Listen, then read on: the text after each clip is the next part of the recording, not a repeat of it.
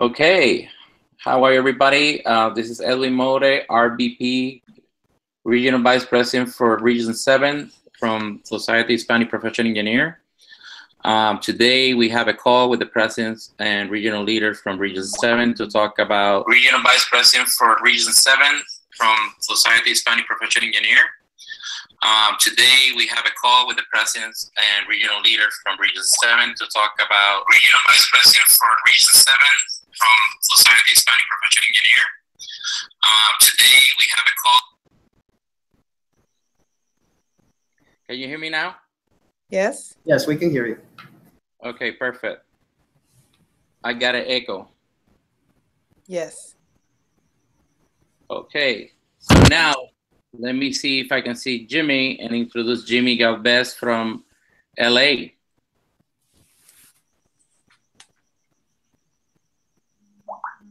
Can you guys see my, can you guys see my screen?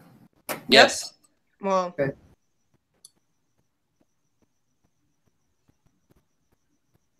You guys see the first slide, just the name of the presentation? No, we can't. I can't see your screen. no, just you. I'm sorry, my mistake. Let me try again.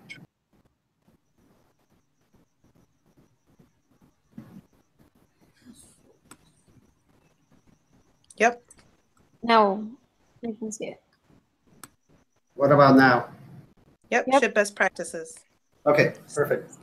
Okay, hello everybody. Edwin mentioned my name is Jimmy Galvez. I'm a civil engineer currently licensed in California. Outside of my day job in career experience, I'm an ASCE member and also a SHPE member. I've been a member of, well, like this slide says, I'm a project manager with Sherwood Design Engineers, currently out of Los Angeles. I've been a civil engineer for 14 years, working in land development, and I've been a ASCE and SHPE member since I was in college for about 18 years. Done pretty extensive work with both organizations, but with SHPE, because of work has moved me around, I've been involved with different chapters in different regions. I've had the opportunity to serve as president of the San Francisco chapter for a few years, president of the Houston chapter more recently for another 2 years. And then just about 9 months ago, I relocated to Los Angeles. So had a chance to hang out, live in 3 of the different SHPE regions. Edwin had asked me to share with you guys some of the lessons learned. We keep talking about all these different ideas that we all pick up along the way, whether it's through fellow officers, just by practice. And as I was thinking about this, some of the things that basically floated to the top were sort of these 4 main areas. Consider the first 3: consistency, execution with a purpose, sustainability, and at the very end, kind of a biggest lesson learned for me that I'll share with you guys at the end. But in terms of consistency, you want to develop, you want to, as a chapter president, and by the way, this is a presentation where I'm speaking to you as fellow presidents. So just keep this in mind that as a president, you want to involve all your officers in the development of the chapter goals. And what I mean by consistency is that you want to create a message, and that message is based on your chapter goals, and share it with not just your members in your community on a constant basis. So if you decide that one of your chapter goals is community service, you approach it from the standpoint that you want to look at your actions, both by the information that you provide in your newsletters, the types of events that you do, and the type of messages that you have in your social media. In terms of individual events, you want to make sure that you develop a plan for that event and carry it out. And sometimes it does take a little bit of nervous energy, where you're not sure if the plan might be the best, but that's where you want to work as a team with the fellow officers and make sure that you trust your planning, and at the same time trust your fellow officers as well, and make sure you execute. One of the hardest things as president is to let go and basically trust that your officers will work on delivering their portion of the plan right, and at the same time that you're holding yourself accountable for the things that you're going to provide to them. The importance, one of the big things is, especially whether you're trying to start a new chapter or you're trying to create this level of consistency in your chapter events, is basically do exactly that. Develop chapter consistent events. In some of the chapters I had a chance to be a part of is doing a chapter meeting the last Thursday of the month, or do one big key event every quarter. The picture that you guys see in the upper right of the screen is actually an event that was started by a fellow officer years before I got there, and they started with an attendance of 200 people from the community. By the time, because we knew that event was happening every last Sunday of September, we were able to plan ahead, and by the last time I was involved with it, we had reached attendance of about 2,500 people from the community coming to our science event. So it's again, it's creating this level of consistency, knowing that you're going to be there to deliver on what you say you're going to deliver. The other part is what I call execution with a purpose, and that's making sure that your events tie back to the goals and message that you developed as a group of officers. Make sure that those are trackable, that you're able to track with the progress, that you're able to record lessons learned. And by that I mean is our goal to reach out to 30 kids from the local elementary school. Hey, lesson learned, we should have accounted for traffic for an event at this time of the day. And so that by the end of the event, you have information, lessons learned that you can not only pass to fellow officers that year, but fellow officers in upcoming years. And kind of doing your homework is also making sure that you're checking those lessons learned with the planning of the upcoming event. Oh, we did this event 3 months ago. Let's go back and see what we did right and what we didn't do so right the last time, to make sure that we're planning ahead. Kind of the way that I think of and this is probably stepping back a little bit out of this topic, but kind of the way I think about when I'm working with officers is that I see each of the officers as a project manager in charge of community service, a project manager in charge of professional development. And you, as the president, you're sitting right next to those project managers, but you're more of instead of being a project manager yourself, you and the vice president are acting more as program managers, because you are sort of the conductor of that orchestra, right? And so you're making sure that every officer is supported in what they need. Maybe one of the officers has has a deadline at work that might prevent them from attending the event that they're organized. So somebody has to step in, and so you're looking at all those factors. Now, going back to this slide a little bit more is, again, the events need to track back to your goals and the message that you developed as a group. And many times you're gonna get flooded with requests.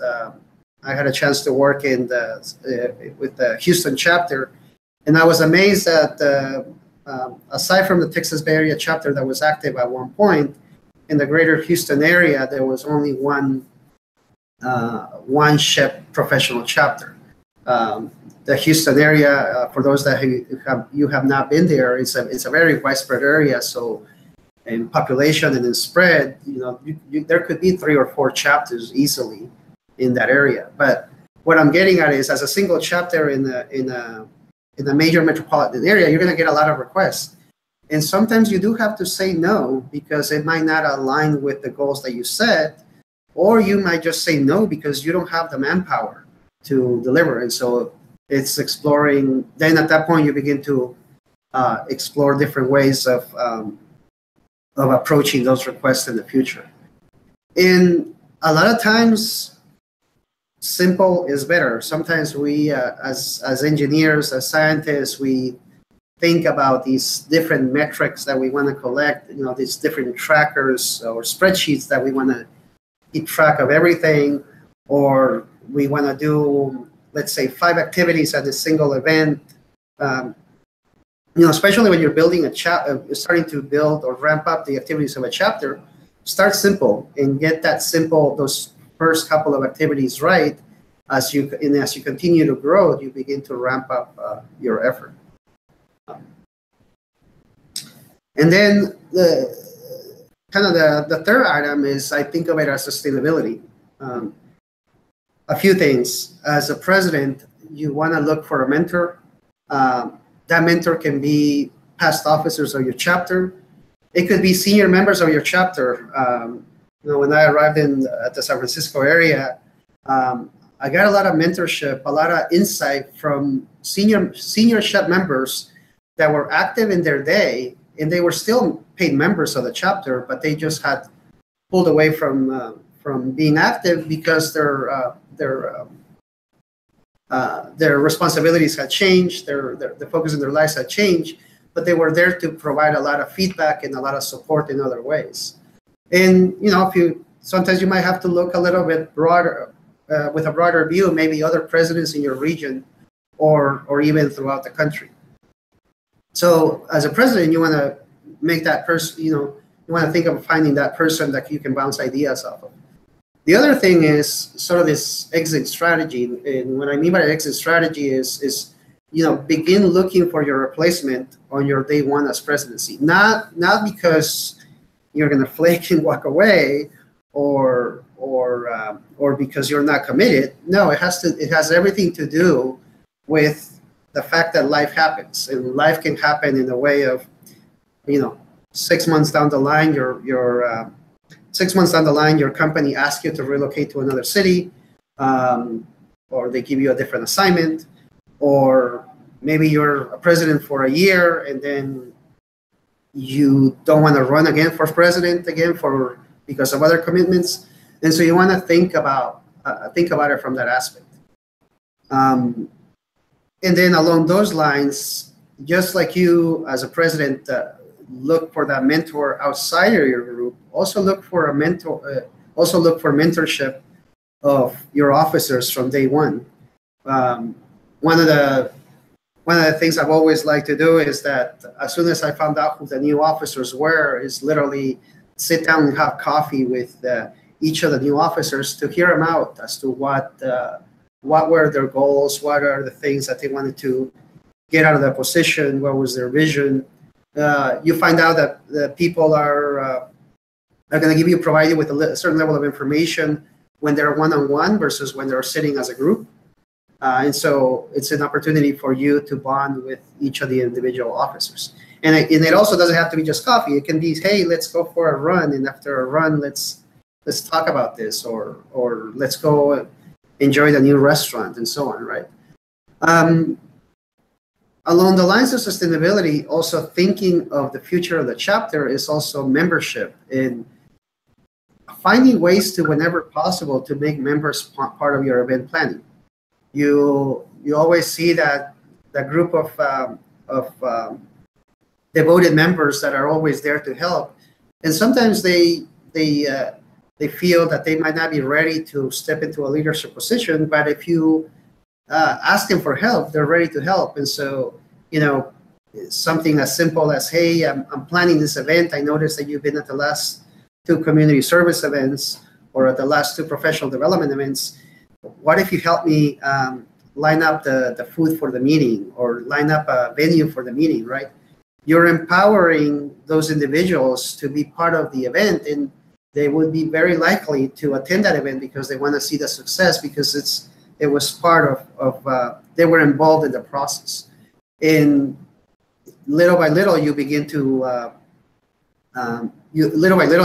create kind of this mass of members, of devoted members, that eventually results in multiple people running for president, multiple people running for community outreach coordinator, multiple people running for treasurer, which is what you really want to see for the betterment of the chapter. And I would always invite my fellow officers. Hey guys, hey ladies, look ahead 1 month ahead. Let's not just think about the event next week, but let's think about the events that are happening 1 month away or 1.5 months away, right? But I put that on myself as president to be looking 3-6 months ahead in terms of what we were planning. Okay, we know that we said that one of the goals was in the second quarter to provide a professional development event. Okay, how are we going to get there? How do we begin to line up the pieces early on that will lead us to eventually delivering? You don't have to dial in all the details right now, but you can begin to put the chess pieces in place so that your officer in charge of professional development event will be successful.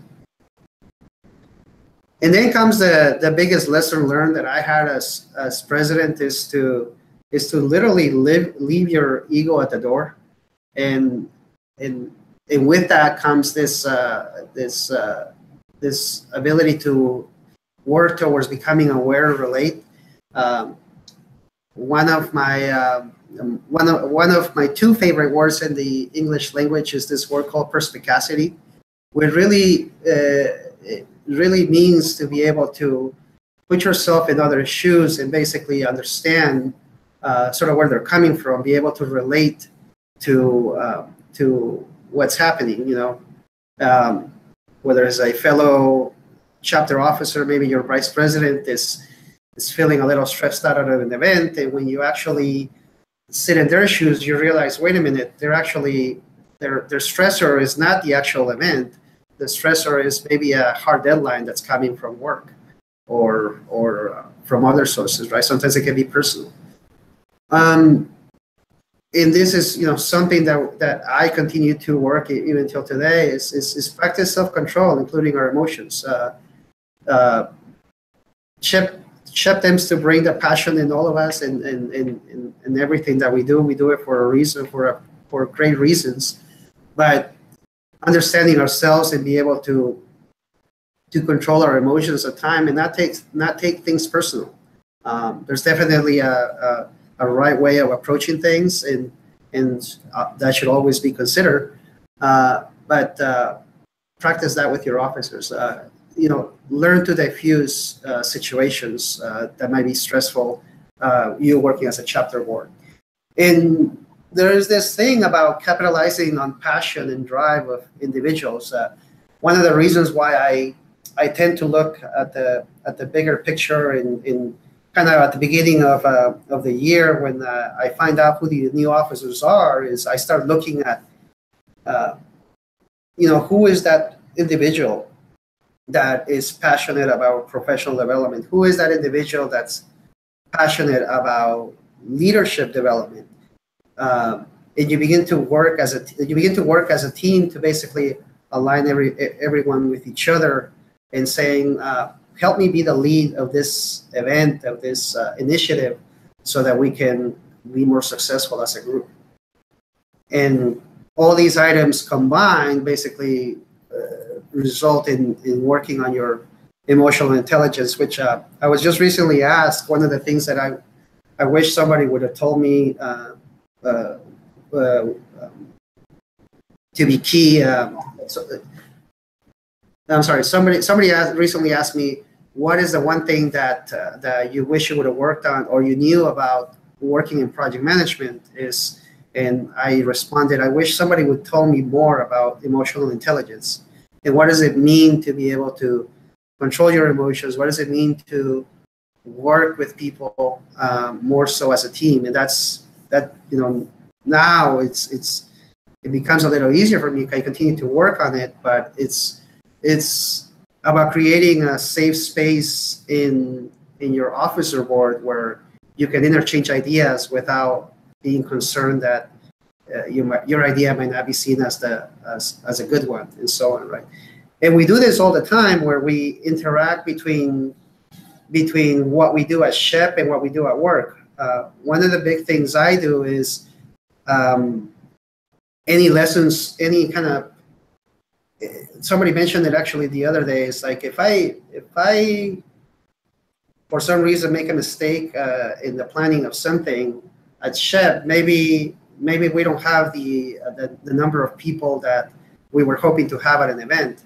But if I mess up on something at work, it could potentially mean a financial loss to the company or even my job, right? And so SHPE creates this safe space where we can practice our professionalism and our approach to project management without us having to worry about the big consequences. But from the same token, I can bring in the professionalism that I pick up through training at my job or my different work experiences and bring it into SHPE to kind of develop and create that structure that we did within each of our chapters accordingly. That's sort of the big picture. There's a lot more that I have to offer in terms of individual approaches, best lessons, best practices in terms of, you name it, social media, writing the NRP report, and so on. But I'm happy to expand on those or any questions that you might have right now.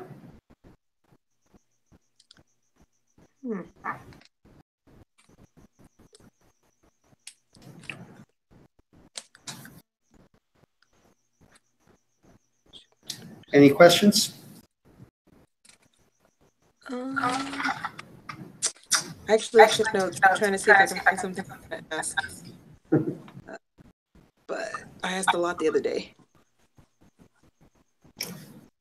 Yeah, Janelli and I, we had a session on Sunday.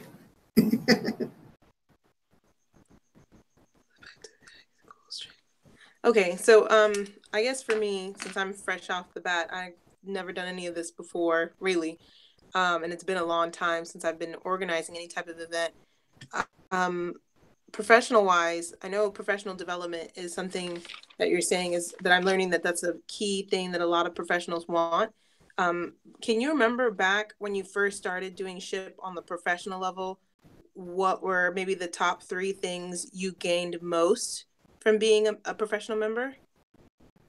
Or I mean, I would say right off the bat is the network. The network, the access to information, and see if I can think of a third one. I missed the second one. It cut out.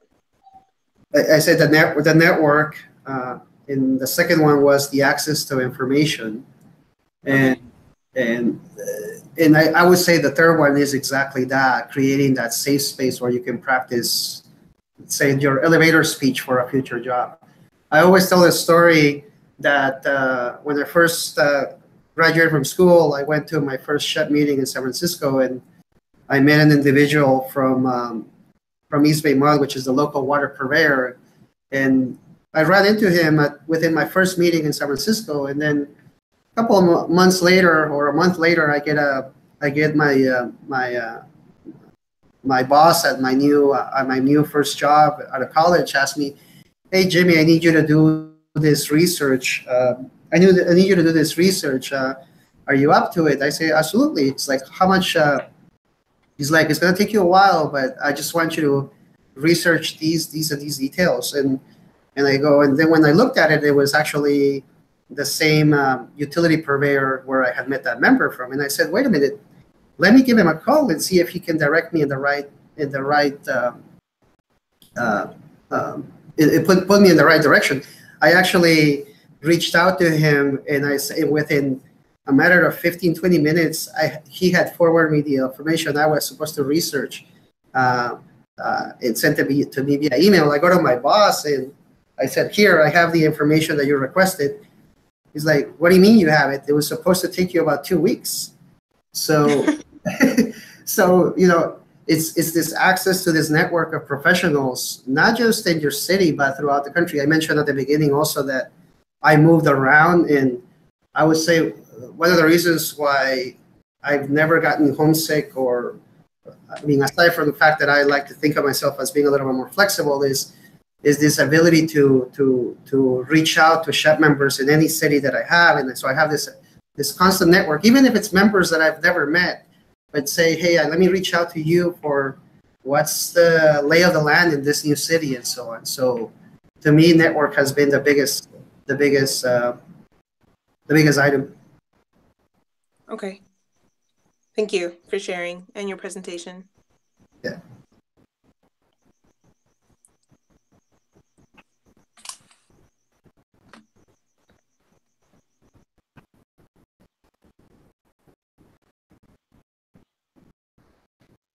Any other questions?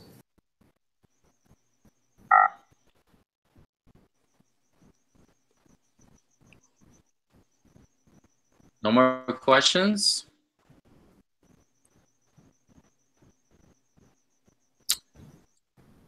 Okay, Jimmy, you can stop sharing. And then you can switch to, we can see your lovely face.